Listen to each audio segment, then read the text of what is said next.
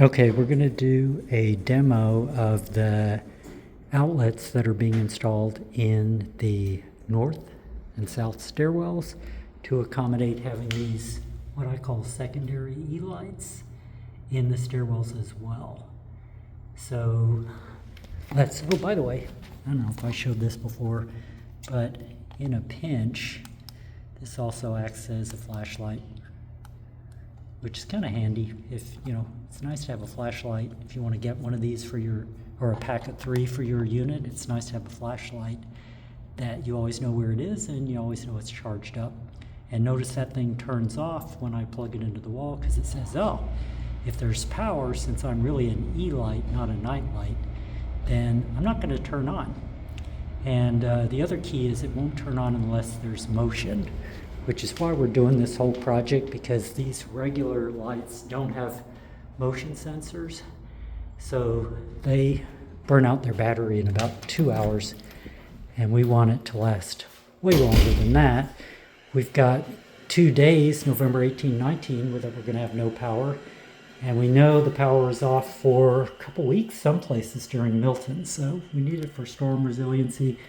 So let's look here. We have 2 breakers that are turned off. So that would be breaker number 35 for the north stairway and breaker number 37 for the south stairway. So we're going to go to the north now since it's done.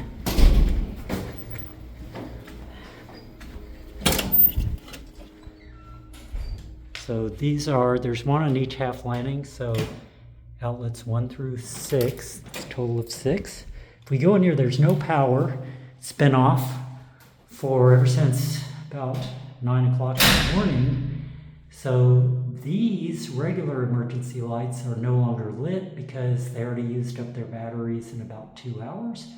But this motion sensor E-light, by the way, these in the stairwells, these do have motion sensors, but because of fire code, they deactivate themselves and they just stay on until they run out during a fire. It's kind of a weird law, but that's why we have these secondary E-lights that remain motion sensor activated and can go for about 6 days in my testing. You'll notice there's also, we only have one of these in each stairwell on the ground floor. That's a exit sign that also has a battery powered emergency light in it, and that one must have a bigger battery because it's still going like, I don't know, 4 or 5 hours later, although it's pretty dim. So okay, like I said, these are on half landings. So as we go up the stairs, that one comes on. This one, and it's, you can see it's not a lot of light. It's enough light to see what you're doing, though. And how long they last really depends on how many times people go up and down the stairwells.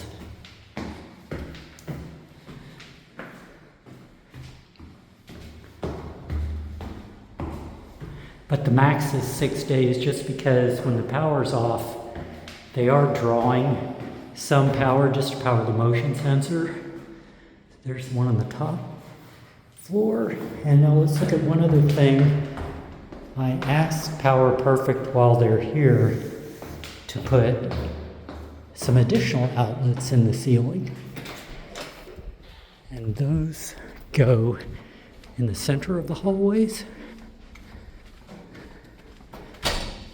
So let's see, they haven't done this one yet. But as you may recall, the building cameras only point from here to the elevator lobby and the south hallway. So this, once it has an outlet, it'll have a WISE camera and a Wi-Fi router so that it can actually get connected to the internet. We'll finally have coverage in the north hallways. So that's 4, 3, 2 are all gonna have an outlet, a WISE cam, and a router for the mesh network. And then, okay, so the south stair, almost done. I think they, for some reason, the one on the ground floor isn't done yet, so I typically put these. I mentioned these before. These are little power banks that also have a pretty strong lantern light. And I'm going to put these in a dock for power resiliency. So these will power your laptop and your phone for several days. And they also have a lantern. Okay, so what was I going to show you last? This.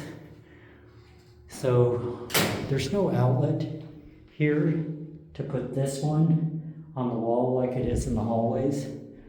So we'll put it on the ceiling too, and there'll actually be two outlets so we can finally get a wise cam pointing at that back entrance.